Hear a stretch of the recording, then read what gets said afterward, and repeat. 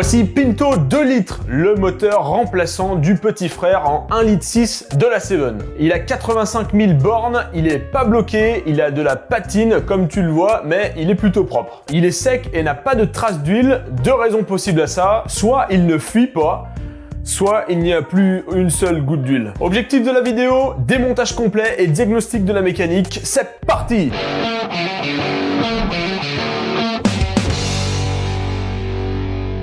Cette vidéo est sponsorisée par Carly. Carly, c'est un outil qui te permet de faire un diagnostic électronique sur ta caisse. C'est un boîtier qui communique avec ton smartphone, le tout en Bluetooth. C'est simple, tu branches le boîtier sur l'OBD de la voiture qui est généralement à gauche de la voiture, au tableau de bord, juste en dessous du volant. Tu ouvres l'application sur le téléphone et tu te connectes à la voiture. Et ensuite, ça fait tout seul. Tu sais le voyant moteur qui s'allume mais tu ne sais pas trop ce que c'est? Bah Carly, lui, il va te le dire. Donc tu as le diagnostic classique pour voir l'état de la bagnole, voir les codes erreurs, même ceux qui ne sont pas affichés sur ton tableau de bord. Et avec Carly, tu peux réparer certaines erreurs et donc dégager certains codes erreurs. Vous avez la possibilité aussi d'activer des options payantes qui sont en fait bridées par le constructeur sur certains modèles, notamment sur le groupe VAG. Tu peux virer le start and stop, rajouter, personnaliser d'autres trucs, enfin bref, voilà, il y a plein de possibilités. Mais Carly te permet surtout de faire un diag simple, rapide, facile et pas cher de ta voiture sans te rendre chez le garagiste. Et ça fait de la prévention, comme ça si Carly te dit « Oh là là, t'as un truc là qui est pas en bonne forme », bah tu peux réparer le bidule ou l'amener au garagiste. Vous avez 15% de réduction avec ce code ci-dessous. Les liens sont en description de la vidéo, on retourne sur la vidéo. La restauration du Pinto 2 litres, c'est aussi l'occasion pour moi de découvrir la construction d'un moteur thermique. Jusqu'à là, les moteurs, j'y touchais pas trop, à part un moteur de moto, machin. Mais force est de constater que c'est pas non plus très sorcier un moteur. Et puis je préfère largement me faire la main sur un Pinto à simple arbre à cam à 8 soupapes plutôt que le V8 de la GT40 et ses 40 soupapes à déphasage. C'est une usine à gaz le truc, donc faut pas commencer par ça, c'est pas très bonne idée. Donc pour le démontage du Pinto, je serai épaulé par mon ami Martin. Lui, il sait très bien faire les moteurs, donc je suis plus serein et puis c'est beaucoup plus drôle comme ça. On commence par démonter tous les trucs raccordés au moteur. Pipe d'admission, collecteur d'échappement, courroie d'accessoires. Courroie d'accessoires d'ailleurs qui actionne un accessoire plutôt pratique, la pompe à eau. Normalement c'est plus la courroie de distribution qui fait ça, mais bon, pourquoi pas, c'est un accessoire chez Ford. Le moteur est plutôt coopératif, les pièces et les vis ne sont pas grippées, et ça, c'est plutôt cool.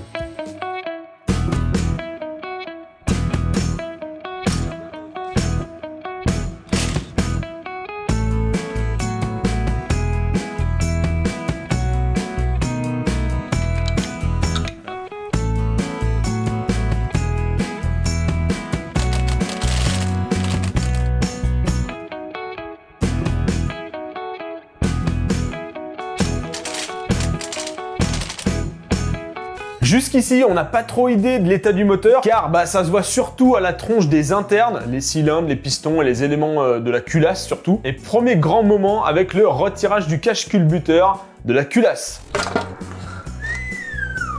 Oh bon, le joint faut le changer. Oh shit.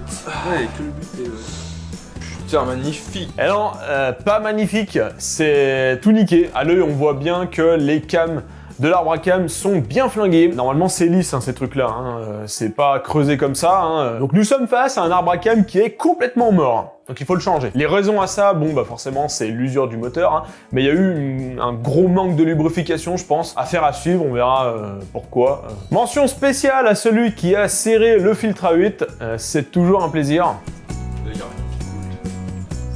Fais gaffe, il va se casser la gueule. Y'a rien qui coule.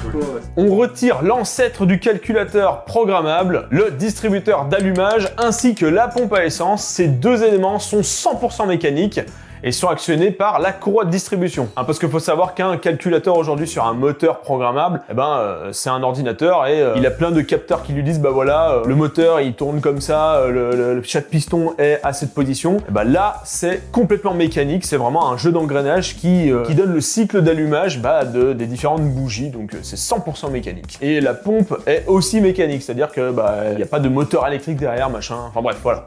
C'est à l'ancienne. On retire le bac d'huile. Il fait un bruit de machin qui se décolle. De toute façon, le joint, tu vas le changer. Non. T'es malade ou quoi? Eh, on change pas tout, De toute façon, le carter, changé. Mais non. De toute façon, le bloc, t'as le changé.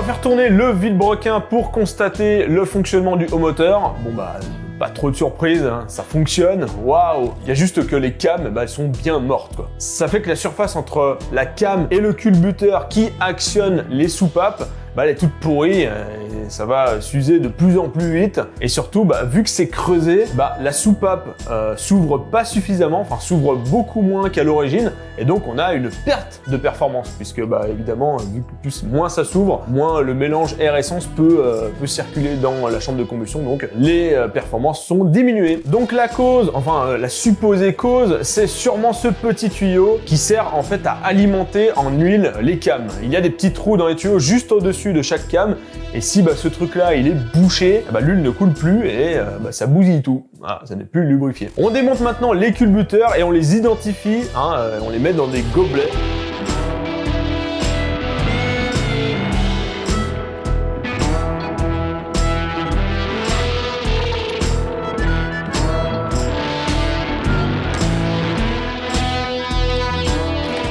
Les gobelets 1, 2, 3, 4. Et là on a échappement et là admission. On dégage la courroie de distribution pour retirer l'arbre à cam.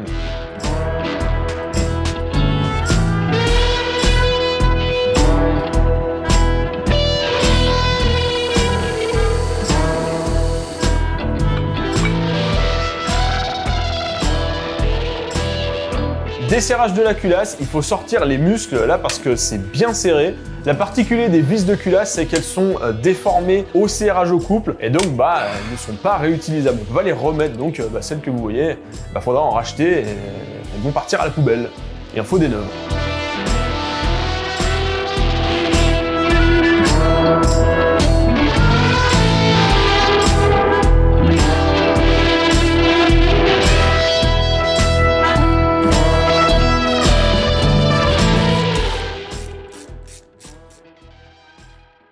Deuxième grand moment de vérité, le déculassage, et nous avons le fameux joint de culasse.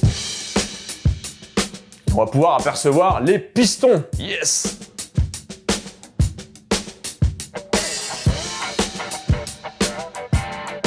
Bon bah, diagnostic piston-cylindre, très correct. Le moteur a la santé, contrairement à la partie haute du moteur, l'arbre à cam, qui est pas ouf quoi. Donc le bas moteur, à l'œil, il est plutôt en bon état. On peut maintenant retourner le moteur pour l'accès au bas moteur et démonter les 4 pistons.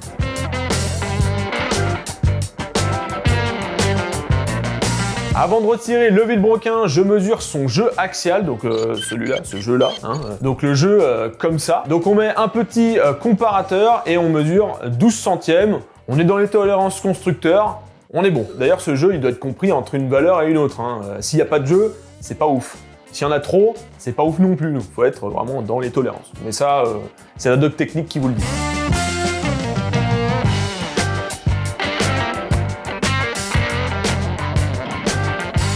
On finit par dégager les carters de face avant et la crépine d'huile.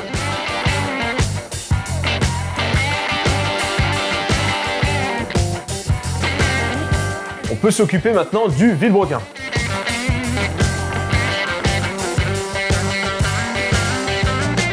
Voilà, le moteur est complètement démonté, reste plus que le bloc. On va maintenant mesurer les différentes cotes de fonctionnement, les diamètres d'arbre et d'alésage pour pouvoir commander les bons segments et les bons coussinets. Parce que c'est ça qu'on va changer. On va pas changer les pistons, les machins. On va changer que les pièces du dur. Bon, maintenant, qu'est-ce qu'on va faire? On va mesurer l'ovalité des cylindres et aussi leur cote. Donc on va prendre ce bidule là, ça c'est un comparateur. L'idée c'est de le mettre là-dedans. Hop, on va déjà voir si les 4 cylindres sont identiques. Donc on va mesurer comme ça et comme ça. Donc on va mesurer comme ça et comme ça. C'est parti. Oui, parce que un cercle, c'est comme ça. Hein, si la cote horizontale, donc celle-ci, et la cote verticale, celle-ci, elles sont différentes, bah vous avez un cercle qui va être de forme ovalisée. Donc ce sera plus un cercle, ça sera un ovale. Et ça, bah c'est pas ouf un ovale. Hein. Alors évidemment, sur tout moteur qui a tourné un minimum, bah on a quand même un ovale, mais la différence entre les deux cotes, elle est minime, quoi. Elle est raisonnable, on va dire. Ok, donc dans ce sens-là, vraiment, les 4 cylindres sont exactement pareils. Vraiment, il y a très peu de différence. C'est plutôt bon signe, ça. On va se mettre maintenant comme ça. Ok, pour moi c'est pas trop mal, hein, vraiment. Bon, forcément, on a un peu plus de jeu comme ça que comme ça. À quelques centièmes près, c'est les mêmes codes, donc c'est plutôt bon signe ça. Maintenant, on va mesurer le diamètre des cylindres. En fait, ces cotes-là, elles nous donnent déjà une bonne idée de l'état de santé du bloc. Si les cylindres sont ovalisés à mort, bah ça pue un peu la merde. Et les diamètres cylindres et pistons permettent d'acheter les bons jeux de segments. Les segments, vous savez, c'est les joints qui permettent l'étanchéité entre la chambre de combustion, donc le haut moteur, et le bas moteur. Hein, parce que faut pas que la pression puisse aller en bas, parce que ça sert à rien en fait. Bien sûr, les fabricants de pièces sont pas cons, hein, ils savent très bien qu'un moteur, bah, ça s'use dans le temps, et ils mettent à dispo plusieurs cotes pour compenser cette usure. Moi, mes pistons sont en cote standard, donc ça c'est une bonne nouvelle, ça veut dire qu'ils sont pas trop usés. Les pièces d'usure qui demandent de la mesure sont les segments, forcément, les coussinets de bielle, pistons et les coussinets de Villebrequin. Ce sont des pièces ultra précises avec des ajustements de l'ordre du centième de millimètre, donc vraiment c'est 100 fois plus petit qu'un millimètre, c'est tout petit, on ne voit pas hein, l'œil, hein. Donc faut pas trop négliger ça, il faut bien le mesurer.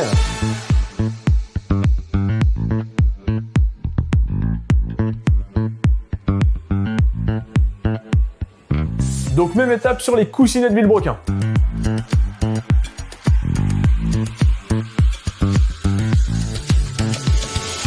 Bon, c'est là où ça se complique. Hop, là je suis censé avoir la bonne cote. Et plus qu'à lire ça. Et là, nous sommes à 60,6. Ok, alésage 60,6. Bon, maintenant on est du côté du Villebrequin. Il faut mesurer les portées de palier. Donc elles sont là, tac, tac, tac, tac. Il y en a 5. En fait, tout ce qui est décentré, bah, c'est les pistons. Hein. Ça c'est piston, ça c'est piston, ça c'est piston et ça c'est piston. Donc là, on va mesurer les 5 portées. Et là, rien de plus simple. On prend son micromètre. Faites d'abord une première passe avec le pied à coulisse. On vérifie qu'il est bien à 0 toujours. Hop, et on devrait avoir une cote qui se rapproche de 57 mm. Ouais, un peu moins de 57. On est à 56,97. 97. Ok, 56,95. Bon, l'idée derrière tout ça, c'est de remplacer ce qu'on appelle les coussinets. Donc ça, c'est les coussinets que j'avais sur le moteur. Ils sont visiblement pas trop pourris, hein. Ils sont plutôt en bon état. Mais, bah voilà, pour le prix que ça coûte, et vu que le moteur est tout démonté, on change. L'idée, c'est qu'il y a plusieurs codes constructeurs. Il y a des codes de réparation, donc les codes standards, c'est les codes vraiment d'usine du moteur. Donc quand le moteur sort d'usine, et bah, il a des codes. Il n'est pas usé, il est neuf. Et si le moteur il a pris dans la gueule, eh ben ces pièces-là et tout l'ensemble du moteur va s'user et donc le perçage là, enfin l'alésage ne va pas être aux bonnes cotes. Et donc pour éviter que le Villebrequin se balade dans un emplacement, on compense le jeu avec les coussinets. Donc on met des cotes de réparation donc qui vont avoir des cotes plus larges, plus grosses que d'origine puisque ça a usé. L'idée c'est de mesurer ça pour choisir les bons coussinets de Villebrequin. Ça, c'est valable aussi pour les bielles de piston, parce que c'est pareil, elles prennent dans la gueule et il faut bien commander les bonnes, parce que sinon on va avoir un claquement dans le moteur et ça c'est pas bon. Là, j'ai 55 pile poil. Wouhou, ça c'est des bonnes cotes ça. Bon, vu qu'on est un peu scientifique, on va quand même faire une deuxième mesure sur un deuxième piston pour voir si l'usure est à peu près identique sur tout le moteur. Jusqu'à là c'était le cas, mais on va quand même vérifier. On a une cote qui est à 2 centièmes, même pas 2 centièmes près, c'est la même. Ce qui veut dire que celui-là a la même cote que celui-ci. Donc j'en déduis que l'usure est déjà très très faible, ça c'est sûr, on est sûrement en code d'origine et que l'usure est surtout régulière et homogène sur les 4 pistons. Donc c'est très bien. Maintenant on va mesurer lui. Voilà. C'est encore pareil, très facile. On fait une première mesure avec notre ami le pied à coulisse. On devrait avoir une cote de 51,6. 51,6, 51,7. Ouais, 51,7.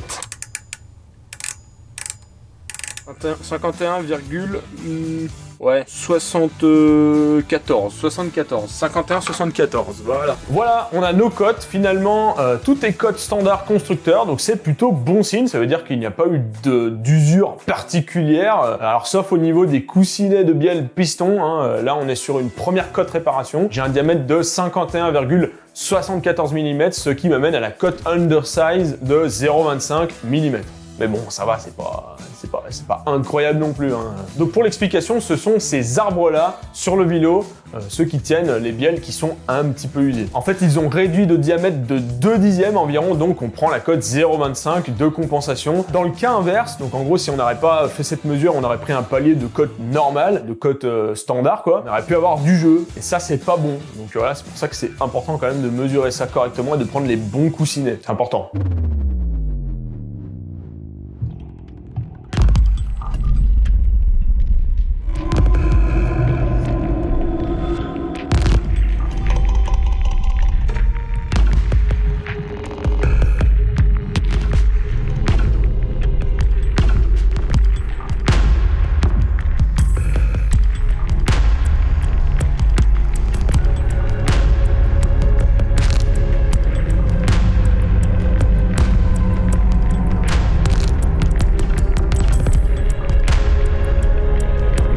Bon, on commande toutes les pièces et on part sur la réfection et le remontage du moteur de la 7, mais on verra tout ça dans la prochaine vidéo. On pense au like, aux commentaires, au partage et on s'abonne pour voir la suite. Tchuss!